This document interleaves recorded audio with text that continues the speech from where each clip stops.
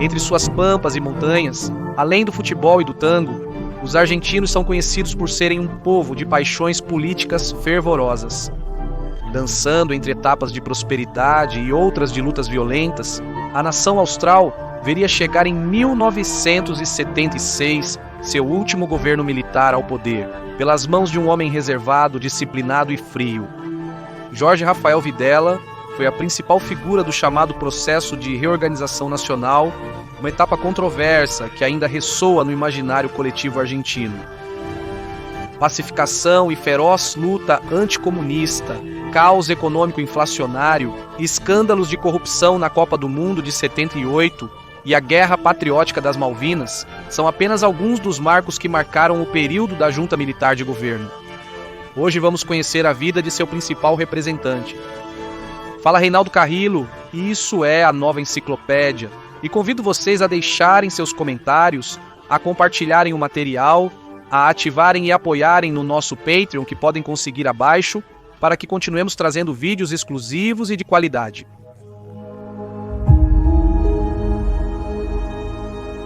Jorge Rafael Videla nasce em 2 de agosto de 1925 na cidade de Mercedes, na província de Buenos Aires, Argentina. Foi o terceiro filho do coronel Rafael Eugênio Videla Bengoleia e Maria Olga Redondo Ogea. A família Videla provinha de uma estirpe política tradicional com antecedentes notáveis na província de São Luís, onde seu tataravô, pelo avô Jacinto Videla, foi governador de São Luís. Entre o avô Jacinto Videla, foi governador de São Luís entre o ano 1891 e 1893. Videla ingressa no Colégio Militar da Nação em 1942 e se gradua em dezembro de 1944 com a patente de subtenente de infantaria. Foi o sexto da sua turma de um total de 196 cadetes. Em abril de 1948, aos 22 anos, casa-se com aquela que aparentemente foi sua única namorada em sua vida, Alicia Raquel Hartrich Lacoste, filha do embaixador Samuel Alejandro Hartrich. Juntos tiveram 7 filhos, 2 dos quais seguiram a carreira militar no exército argentino. Desde sua independência, a Argentina viveu períodos de guerras e golpes, bem como períodos de considerável estabilidade e prosperidade. Enquanto Videla iniciava estudos militares, ocorre em 1943 um golpe militar que abriria caminho para a posterior chegada ao poder de Juan Domingo Perón em 1946, que inaugura um governo de enfoque nacionalista de terceira posição, que rejeitava tanto o marxismo comunista quanto o capitalismo liberal. Durante os 2 períodos presidenciais de Perón, Videla continua sua formação na Escola Superior de Guerra entre os anos 1952 e 1954, obtendo o título de oficial do Estado-Maior. Em 1955, Perón é deposto por um golpe de Estado por setores variados da população argentina. Começava assim para a Argentina um novo período ainda mais tumultuado, que oscilaria entre eleições democráticas e novos golpes de Estado. Perón vai para o exílio, o peronismo é oficialmente proibido e passa a ser uma espécie de resistência clandestina, enquanto continua a interminável luta entre conservadores, direitistas, liberais, socialistas, social-democratas, progressistas e grupos muito diversos do país. Além de vir de uma família de linhagem para ascender rapidamente no estamento militar e político, ele foi ocupando e ascendendo rapidamente no estamento militar e político. Ele ocupou diversos cargos, como a Secretaria de Defesa entre 1958 e 1960, e a direção da Academia Militar até 1962. Com o derrube de Perón, as organizações peronistas começam a mudar, variando desde as facções mais nacionalistas e conservadoras até as facções mais socialistas e marxistas. Algumas se radicalizam para a esquerda e começam a se envolver na luta armada desde 1960, evoluindo para autênticos grupos guerrilheiros. Da mesma forma, no setor militar, as lideranças antiperonistas se tornaram preeminentes e começaram a se dividir em 2 facções. Uma facção mais politizada que considerava o peronismo uma ameaça tão grave quanto o comunismo, que deveria ser combatido militarmente, e outra facção que também se opunha ao peronismo, mas que resgatava seu sentido nacional e cristão. Após um ressurgimento do peronismo nas eleições legislativas, em 1966 ocorre um novo golpe militar, autodenominado Revolução Argentina, e apoiado por diversos setores antiperonistas do país.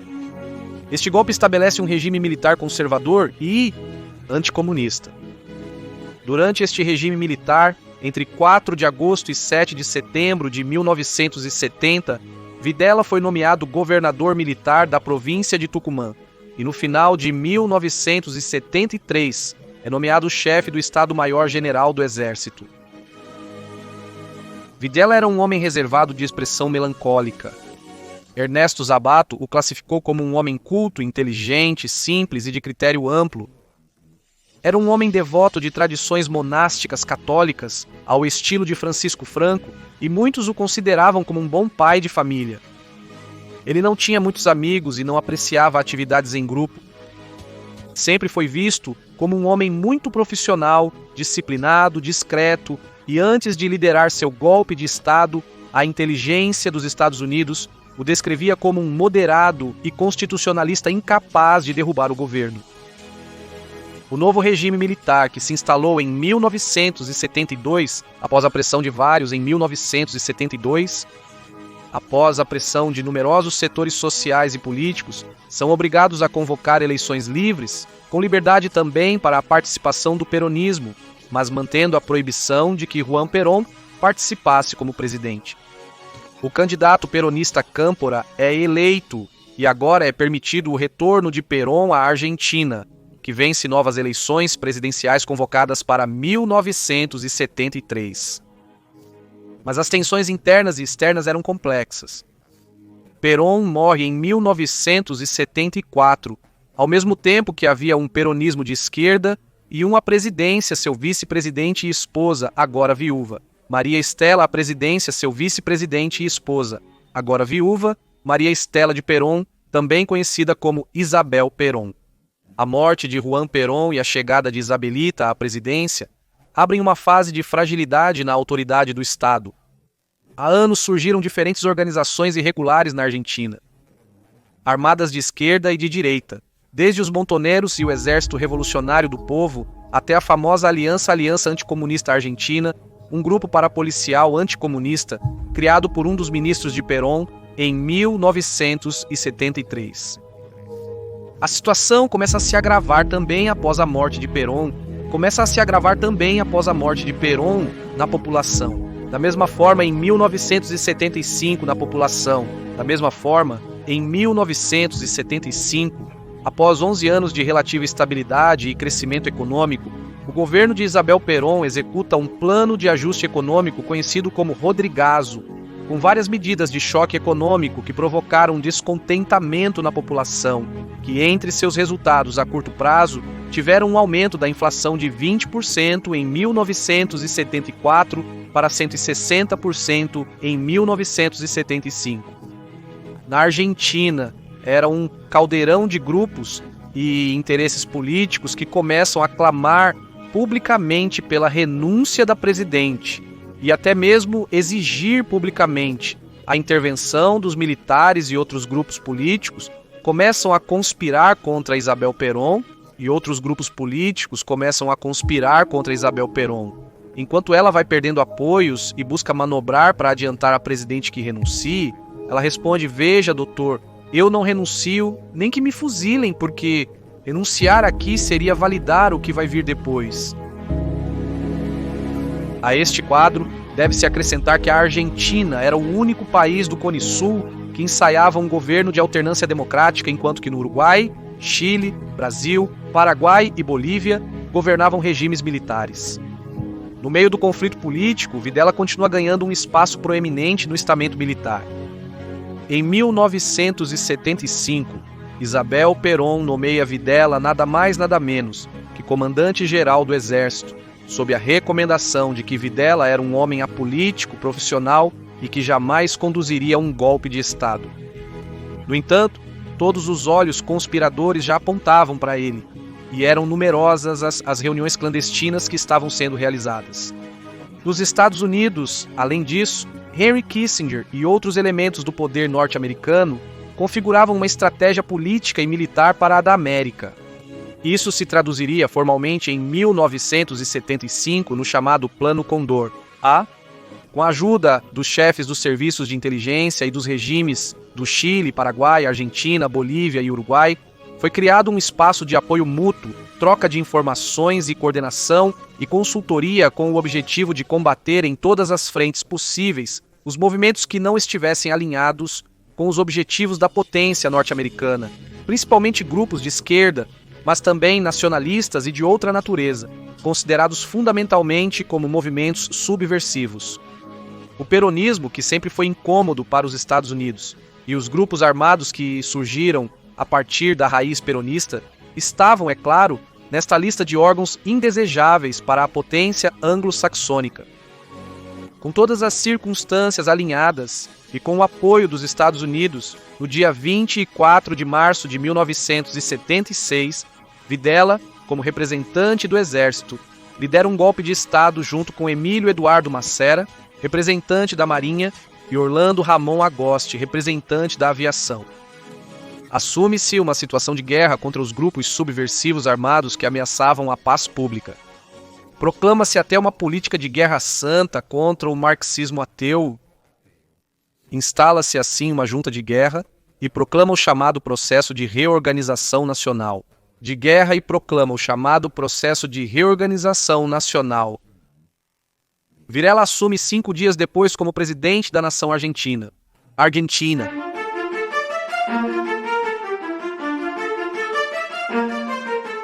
O processo de reorganização nacional, que duraria de 1976 a 1983, iniciou um regime cívico-militar que concebia que a situação de conflito argentino exigia um estado de autoridade forte que garantisse a estabilidade da nação e a conduzisse gradualmente à democracia. Os objetivos declarados do processo de reorganização nacional foram combater a corrupção, a demagogia e a subversão e posicionar a Argentina no mundo ocidental e cristão. Ao chegar ao poder, a junta aprova um estatuto com caráter superior ao da Constituição e reserva para si o poder executivo e legislativo. Ao mesmo tempo que dissolvem o Congresso, substituem membros da Suprema Corte e suspendem a atividade dos partidos políticos.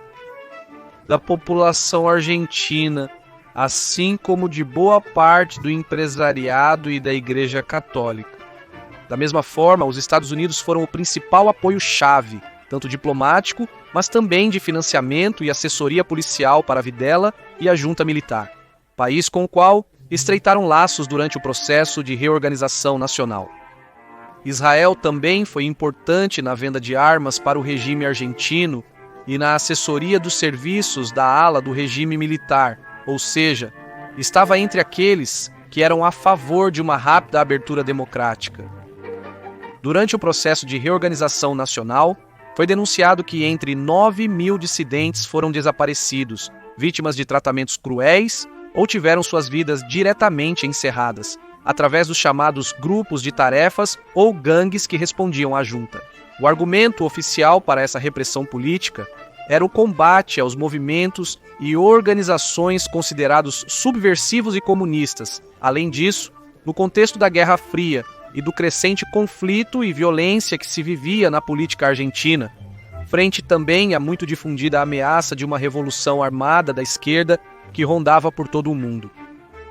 E de fato, durante os anos da reorganização nacional, a crescente violência armada e a luta entre facções foram aplacadas e minimizadas, e organizações como Montoneros ficaram basicamente dissolvidas após o governo videlista.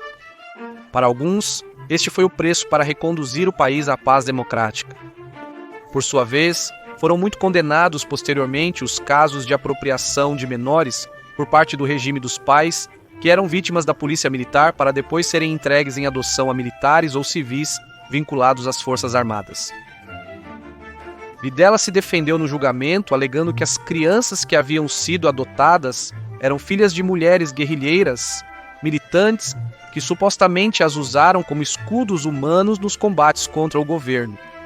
O regime também manteve uma forte vigilância e controle direto ou indireto dos principais meios de comunicação, assim como procurou purgar a educação. Em 1977, ele declara: em toda guerra há pessoas que sobrevivem, outras que ficam incapacitadas, outras que morrem e outras que desaparecem. A Argentina está finalizando esta guerra e, consequentemente, deve estar preparada para enfrentar suas consequências. Fecho aspas. Por sua vez, o general Manuel Bayón também comentava naquele ano: nos nossos dias se consumou o pior que poderia ocorrer, e das mais funestas consequências, a infiltração das ideologias marxistas no sentido nacional e, mais ainda, no nacionalismo argentino e na Igreja Católica Apostólica Romana. Além da estabilização política que a junta consegue no âmbito econômico, a maioria dos argentinos tem más lembranças deste período, e já veremos os números que o explicam.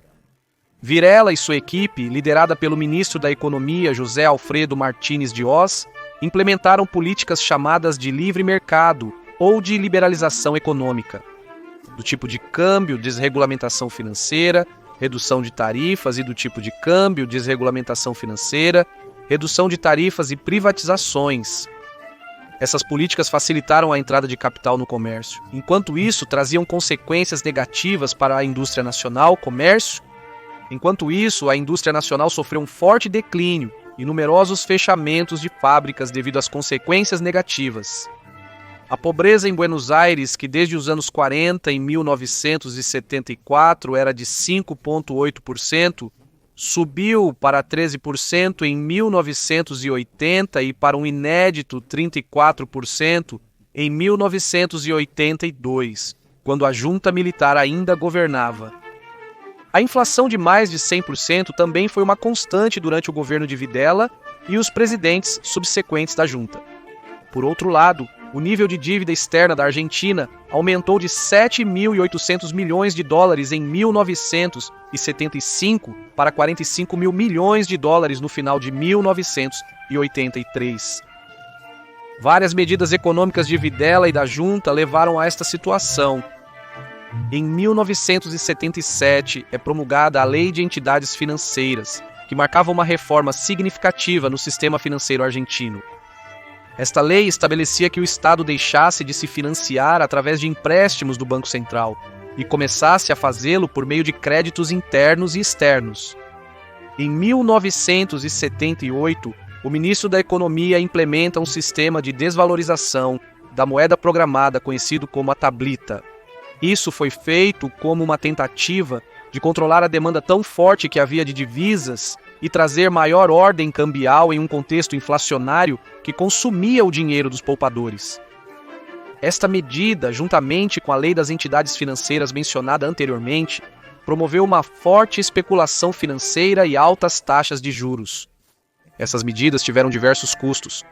Mais de 25 entidades de crédito fecharam e o Estado teve que assumir suas dívidas.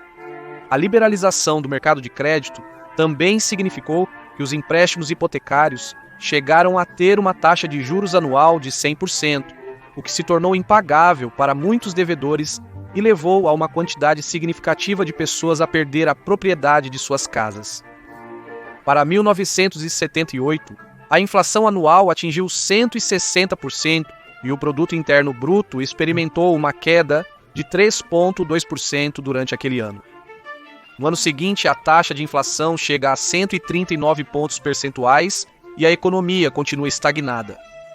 Além disso, houve uma fuga de 25% dos depósitos bancários e os 4 principais bancos do sistema quebraram.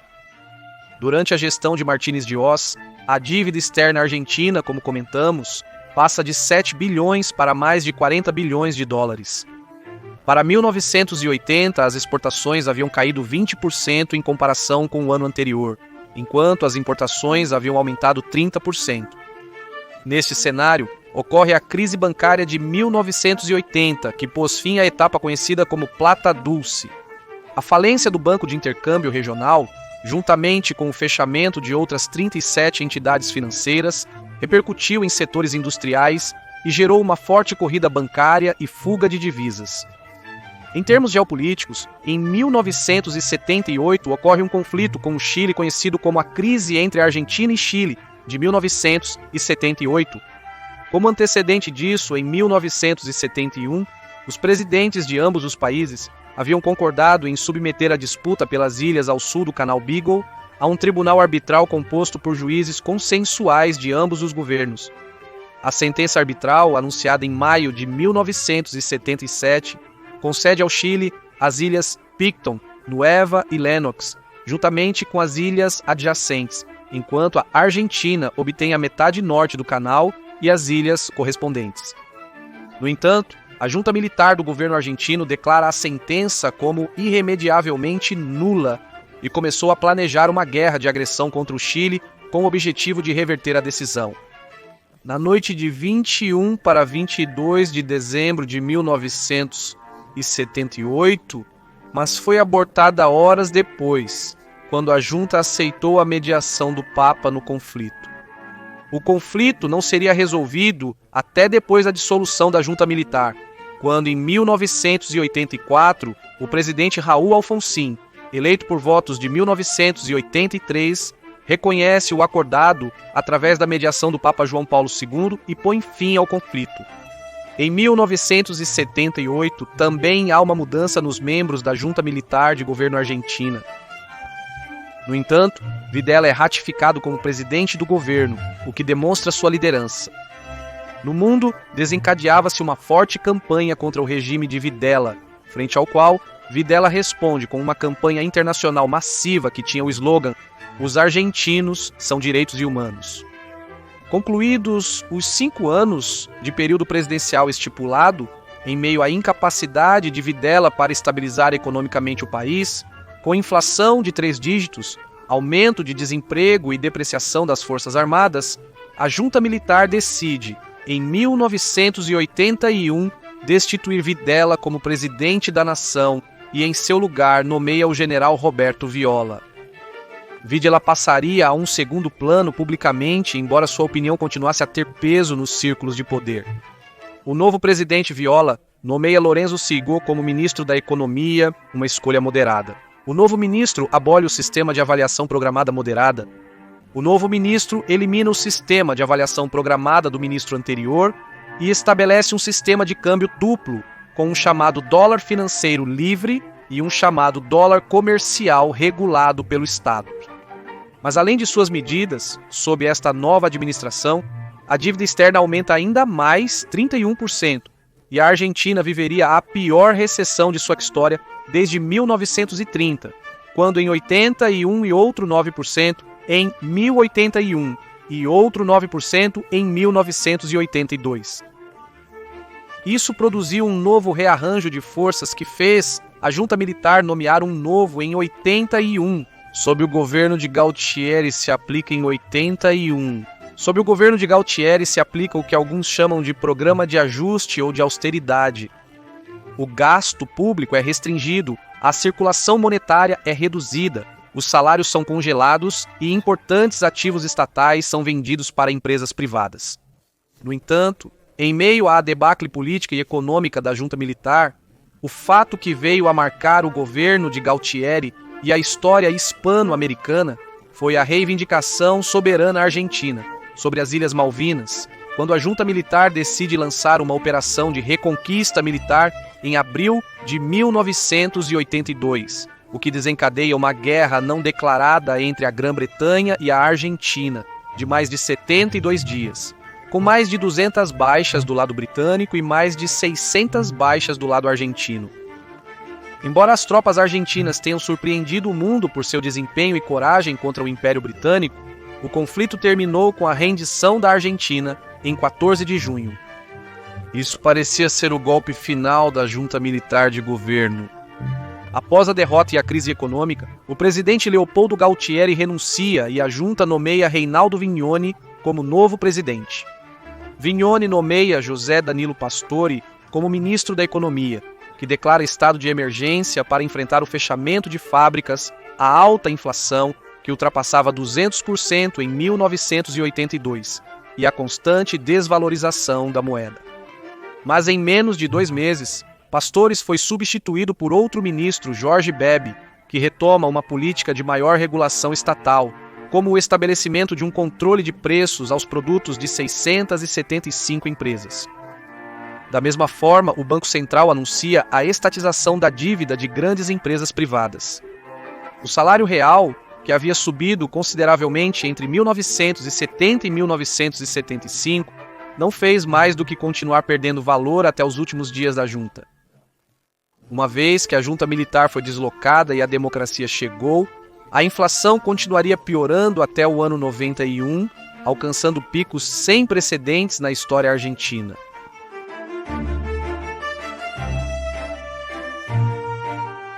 De acordo com a decisão do juiz no caso Martínez de Hoz e outros, o ex-ministro da Economia de Videla, o aumento exponencial da dívida que a Argentina experimentou durante esses anos foi essencialmente o resultado de um esquema fraudulento de fraude à nação realizado por empresas nacionais e estrangeiras, militares e agentes econômicos que permitiram o desvio de grandes quantidades de fundos públicos para mãos privadas. Durante o período do processo de reorganização nacional, também foram denunciados numerosos casos de corrupção envolvendo o governo militar. Um dos mais notórios foi o relacionado com o ente autárquico mundial 78, criado em 1976 para organizar a Copa do Mundo de Futebol de 1978 na Argentina. A gestão da Copa do Mundo foi cercada de segredo. O custo real da Copa do Mundo excedeu em muito o orçamento declarado e foram denunciados todos os tipos de desvio de fundos. De qualquer forma, a Argentina festejou intensamente por conquistar o título mundial. Dentro e fora da junta havia vários setores que pediam o retorno a um sistema de alternância democrática, muito enfraquecido pela violência e pelo caos econômico, além da derrota nas Malvinas, e considerado por alguns que já havia cumprido o objetivo de estabilização política e de submissão de grupos subversivos, a junta é forçada a ceder o poder e convocar eleições livres. O peronismo sofre sua primeira derrota eleitoral presidencial nessas eleições contra o candidato do Partido Radical, Raúl Alfonsín.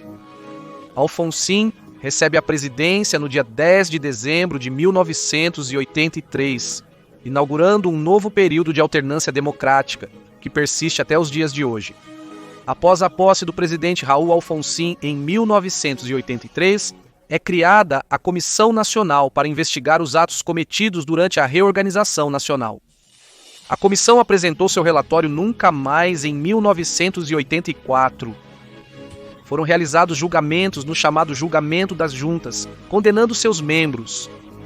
Videla e os generais que lideraram a junta não fugiram para o exílio, mas se apresentaram para se defender perante os tribunais. Em 1975, Jorge Rafael Videla é declarado culpado pela morte e desaparecimento de milhares de cidadãos. É condenado à prisão perpétua e à destituição de seu grau militar. Com 5 anos de prisão, sai das grades após um indulto ao presidente Carlos Menem. No entanto, retorna 3 anos depois para a prisão domiciliar porque um de seus crimes foi classificado como imprescritível. Em 2008, por ordem de um juiz, perde o benefício da prisão domiciliar e é transferido para a prisão Campo de Maio. Lá, ele viveria em um quarto comum, pequeno e simples.